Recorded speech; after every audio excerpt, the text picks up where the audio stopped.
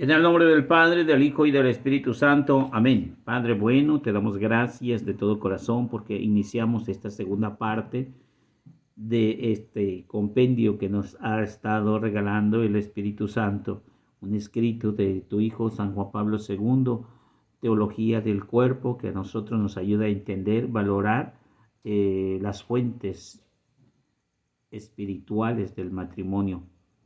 Te suplicamos, Señor, que nos ayudes a discernir a través del espíritu de sabiduría. Llénanos de tu ser y de tu amor para poder transmitir tu mensaje de manera impecable. Que se haga pues tu divina voluntad en nombre del Padre, del Hijo y del Espíritu Santo. Amén. Teología del Cuerpo, catequesis del Papa San Juan Pablo II, bloque 9.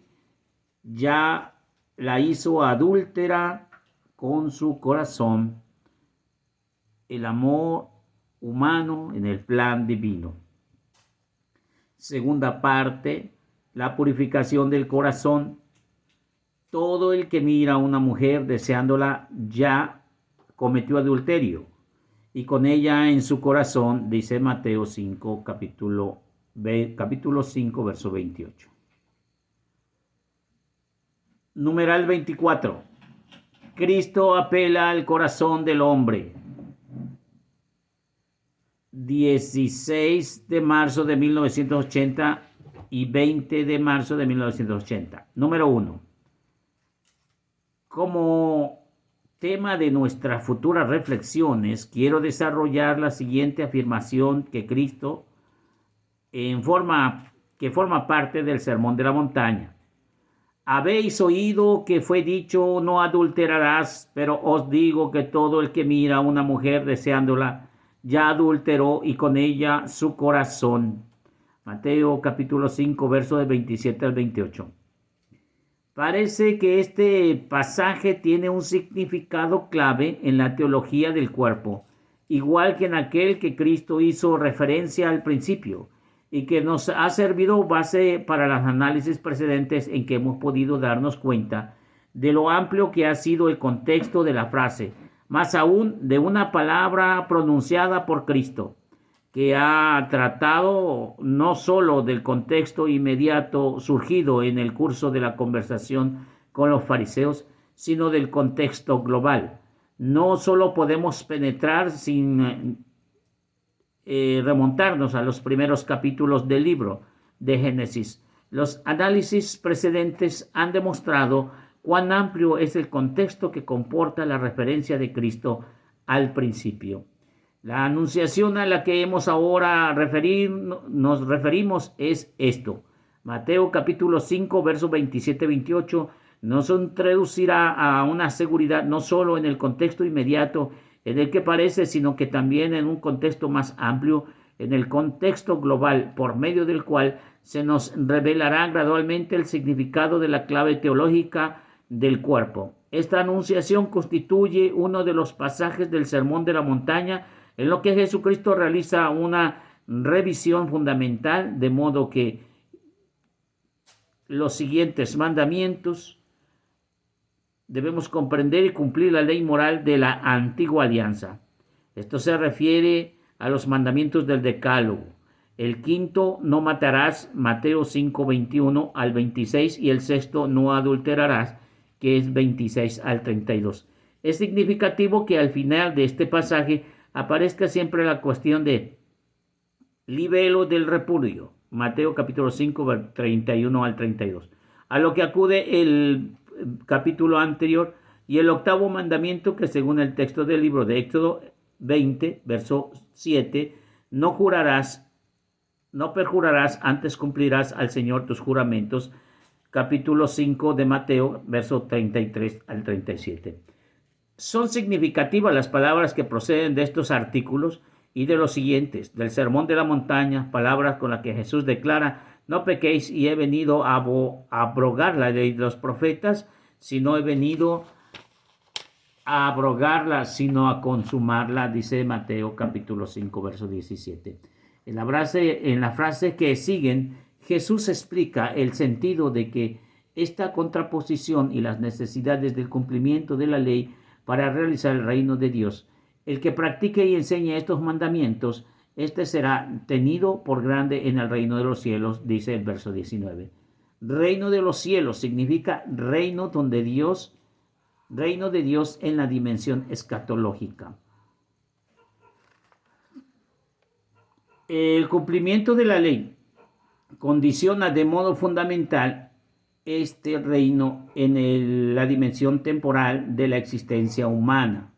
Sin embargo, se trata del cumplimiento que corresponde plenamente al sentido de la ley, del decálogo, de cada uno de los mandamientos. Solo este es el cumplimiento, lo constituye en una justicia que Dios legislador ha querido. Cristo Maestro advierte que no se dé una interpretación humana de toda ley y de cada uno de los mandamientos constitutivos que contienen en ella, tal que no se construya la justicia que quiere Dios legislador.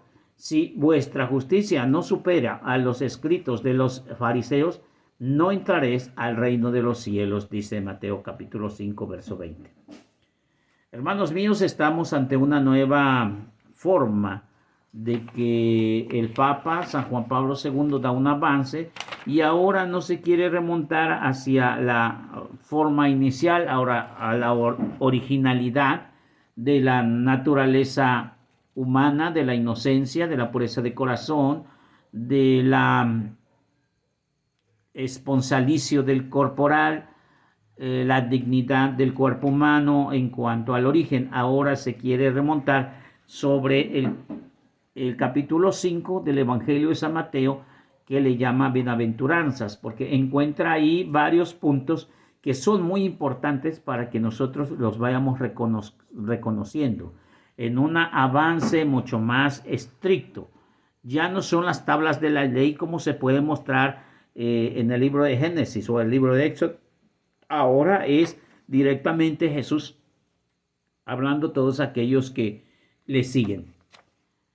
Pues vemos que la ley, precisamente en la última parte que dice capítulo 5, verso 19, que todo aquel que practique y enseñe estos mandamientos será grande en el reino de los cielos. En el verso 20 dice, si su justicia no supera a los escribas y fariseos, no entrarán al reino de los cielos. Y cuando dice reino de los cielos, también nos explica que son dimensiones, dimensión terrenal y dimensión escatológica. Cuando dice no entrar al reino de los cielos, se refiere a la escatológica. Porque como ahora podemos entrar al reino de los cielos, simplemente aceptamos a Jesús como nuestro Rey y ya está en esta dimensión presente, terrenal. Pero nuestra vida no es única y terrenal. Continuamos. En este contexto aparece la anunciación de Cristo según Mateo 5:27, que tratamos de tomar como base para el análisis presente, considerándolo juntamente con otra anunciación según Mateo 19, como clave de la teología del cuerpo. Esto es lo mismo que la otra, tiene carácter explícitamente normativo, confirma el principio moral humana contenido en el mandamiento no adulterarás y no cometerás adulterio, y al mismo tiempo determina una apropiada y plena comprensión de ese principio. Esto es la comprensión de fundamento y a la vez de la condición para sus cumplimientos adecuados. Esto es, considera precisamente a la luz de las palabras Mateo 5, versos 17 al 20, ya referidas antes, para que los hemos llamado la atención hace poco. Se trata aquí que un lado de adherirse al significado de Dios legislador que encierra en el mandamiento no adulterarás. Por otro, al cumplir esta justicia por parte del hombre no debe sobreabundar en el hombre mismo esto que alcanzar en alguna plenitud específica. Estos son, por así decirlo, los dos aspectos del cumplimiento en el sentido evangélico. Sentido evangélico. Acuérdense que estábamos hablando en el sentido histórico, por decirlo así, que estamos hablando en el Antiguo Testamento, pero siempre en el Antiguo Testamento vamos a encontrar los primeros 5 libros, que es crema y nata de lo que es el Antiguo Testamento. Pero vamos a encontrar en el Nuevo Testamento, que es crema y nata, es el Evangelio. Y ahora nuestro maestro, nuestro escritor alusivo, San Juan Pablo II, nos invita a meditar estos dos mandamientos. No adulterarás o no cometerás adulterio y no desearás la mujer de tu prójimo. Son dos cosas diferentes y relativas al mismo tiempo porque tiene que ver con un respeto al cuerpo y ya no tan solo tu cuerpo sino el cuerpo ajeno. Número 3. Nos hallamos entonces en la plenitud del etos, o sea, en lo que se puede ser fundida la forma interior como el alma de la moral humana. Una moral viva y existencia no se forma solamente de las normas que revisten la forma de los mandamientos y preceptos y de las prohibiciones, con el caso de no adulterarás, la forma en que se realiza el sentido mismo de ser hombre, que es al mismo tiempo cumplimiento de la ley mediante la sobreabundancia de la justicia a través de la vitalidad subjetiva. Se forma en la preocupación interior de los valores de la que nace el deber como expresión de la conciencia, como respuesta del propio yo personal. El valor moral está unido al proceso dinámico de la intimidad del hombre. Para alcanzarlo no basta detenerse en la superficie de las acciones humanas, es necesario penetrar precisamente en ese interior. Bueno, el punto 3 nos habla acerca de no adulterarás, no cometerás adulterio. Eso va directamente a un yo personal, en una actitud moral, unido a un proceso dinámico de identidad. Y para cumplir este mandamiento no debe quedarse en la superficie. Por eso es necesario profundizar sobre este mandamiento. Propiamente, no adulterarás, no cometerás adulterio. Adulterio se comete cuando tienes relaciones sexuales con alguien que no es tu esposo o con alguien que no es tu esposa, que sea una mujer casada o que sea una mujer libre, pero que tú en este caso estés casado o eres libre y te metes con una mujer casada. Eso es cometer adulterio. Toda relación fuera del matrimonio se considera adulterio, esté o no esté casada la otra persona. Número 4. Además del mandamiento no adulterarás, el decálogo dice también no desearás la mujer de tu prójimo. Aquí hay un inciso, lo buscaremos y lo analizaremos. Éxodo 20, verso 17 y Deuteronomio 5, verso 21. Ahí encontramos no deseará la mujer de tu prójimo. Seguimos. En la anunciación del sermón de la montaña, Cristo une un cierto sentido el otro con el otro. El que mira a una mujer deseándola ya adulteró con ella en su corazón. Y sin embargo, no se trata tanto de distinguir el alcance de esos mandamientos del decálogo cuando se ponen en relieve la dimensión de la acción interior a la que se refiere las palabras no adulterarás. En esta acción encuentra la expresión visible de un acto de cuerpo, acto que al principio que participan el hombre y la mujer contra la ley, en lo que permite exclusivamente en el matrimonio. La casuística, o sea, dentro de la teología moral, que trata de las cuestiones morales y espirituales mediante el razonamiento de los libros del Antiguo Testamento que tenían investigar lo que según criterios exteriores constituía un acto del cuerpo y al mismo tiempo se orientaba a combatir al adulterio. Habría estas varias escapatorias legales. Hay un inciso 2 para meditar. Ahorita lo meditamos. De este modo, basándose en estos múltiples compromisos, por la dureza del corazón, como dice Mateo 19, 8, el sentido del mandamiento querido del legislador sufría como una deformación y se apoyaba en la conservación meramente legal de la fórmula. Cristo, en otra dimensión, a la esencia del problema, cuando dice el que mira a una mujer deseándola, ya adulteró aquella en su corazón. O sea, si ya cometió pecado, según las tradiciones antiguas, ya la hizo adúltera en su corazón, fórmula que parece ser más exacta. Sobre esto se cita a continuación las meditaciones presentes. Número 3. El texto de la Vulgata aparece aparece una traducción al final del original, ian mocatus et en ino corde suo. Efectivamente, el verbo griego micheo, traducido en cambio en las modernas lenguas europeas, adulterar es un verbo intransitivo, de donde la versión ha cometido adulterio con ella. En italiano, agia comesco adulterio eleanizo sucor, versión a cargo de la Conferencia Episcopal Italiana en 1971, muy similar a la versión del Pontificio Instituto Bíblico en 1961 y la versión a cargo de San Galo Falo. En francés, Edehaminis dan en queer en dubire l. Biblia de Jerusalén, París 1973, traducción ecuménica de 1972. Solo Philon traduce a deja comis ai adultere da son acure. En inglés, as already committed adultery with in her. Versión de Aduhai 1582. Igualmente la versión de la Biblia en inglés, la Biblia de Jerusalén 1966. Y en alemán, An Israel Herzen Chong en Hebrew, Mirher Bahan, Sagrada Escritura a cargo de los obispos de los países de la lengua alemana.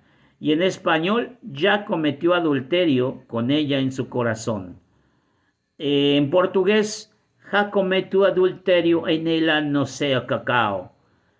En polaco, la traducción antigua, Hasha Sukosi Insuset Kosoin.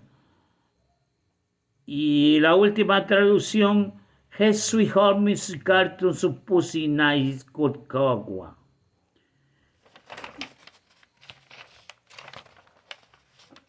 Meditamos.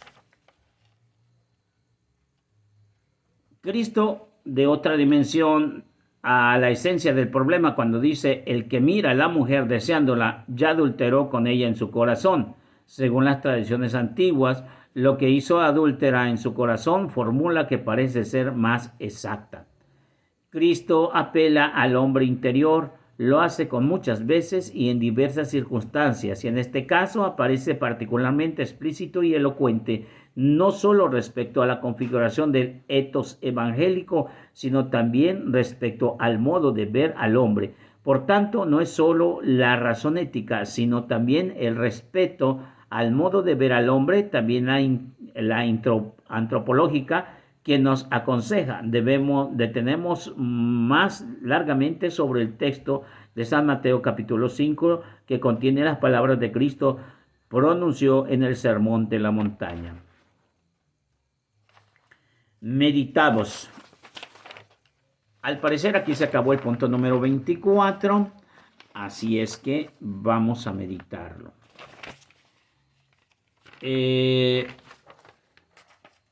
Dice pues que esta fórmula, el que mira a una mujer deseándola ya adulteró en su corazón. Jesús en el Evangelio dice: se les ha dicho, no desearás la mujer de tu prójimo. Pero yo ahora les digo, el que mira con malos ojos a una mujer ya cometió pecado. Yo he platicado, comentado, certificado que las leyes antiguas, rituales, como dicen los sabadistas, Jesús las vino a cambiar. Pero no tan solo esas, sino también las morales. Ellos dicen, y se les olvida mencionar, y mencionan las que dice Gálatas 4:4 y todas las que dice Romanos, desde el 3 hasta el 6, va a estar mencionando algunas leyes. Pero ellos creen que nada más son las leyes rituales, algunos ritos que tenían muy arraigados los judíos y que Jesús los vino a cambiar. Y que en cuanto a las leyes morales, no las vino a cambiar según sus nervios. y ellos no lo aceptan ni lo quieren entender por más claro que esté la Biblia. Jesús dice y habla bien claro: yo no he venido a abolir las leyes, sino a darles el entendimiento. Es decir, no va a venir a pelear con ninguno, no va a venir a corregir las antiguas leyes, sino más bien las viene a aclarar. Lo que antes se decía así, en este aspecto. Vean todo el capítulo 5 y vamos a ver cómo ha cambiado Jesús totalmente. Y por eso empieza con algo breve. Empieza diciendo: se les ha dicho, han escuchado ustedes. Siempre esa es la frase para empezar a modificar otro. Cuando dice han escuchado ustedes y menciona el Antiguo Testamento y son leyes del Deuteronomio capítulo 6 y Éxodo 20, para aquellos que están bien fanáticos con esas citas donde se encuentra los mandamientos de la ley de Dios, conocido como decálogo. Hace rato decíamos deca, 10, logo, tratado de los 10 mandamientos. Pero Jesús, en el capítulo 5 del Evangelio de San Mateo, versículo desde el 25 hasta el 32, va a estar cambiando, y quizá todo el capítulo 5 va a estar cambiándolo. Y con respecto a la teología del cuerpo, San Juan Pablo II se profundiza en este tema. Se les ha dicho, ustedes no desearán la mujer de tu prójimo. Esto es claro, Antiguo Testamento, ley moral. Pero ahora yo les digo que aquel que mire con malos ojos a una mujer ya cometió adulterio. Antes podías desearla, mirarla con malos ojos, encuerarla, desnudarla con la mirada, y no cometías pecado, porque nada más la estabas deseando, pero no la tenías. Era como el perro que está detrás de la vitrina y está viendo la carne, nomás le da unos lengüetazos, pero no se come la carne, y entonces decían que al no tenerla y no poseerla, entonces no cometía pecado. Y decía, no desearás a la mujer de tu prójimo, pues es imposible, ahí está la carne, yo la deseo, pero pues entonces no es pecado. Esa era la mentalidad del Antiguo Testamento, la ritualidad o las leyes rituales. Pero las leyes morales, Jesús las corrige. Jesús corrige esas leyes, porque dice, se les ha dicho, no deseará a la mujer de tu prójimo, pero yo digo que si la ves con malos ojos, ya cometiste pecado. Entonces, encontraremos por ahí un mal chiste que dice, me confieso, padre, que le toqué los senos a una mujer. Ajá. ¿Fue por dentro o por fuera del brasier? Por fuera. Pues qué tonto, hijo, porque es lo mismo, el pecado por dentro o por fuera, es lo mismo. Ya habías cometido el pecado, de a tiro lo habías cometido bien.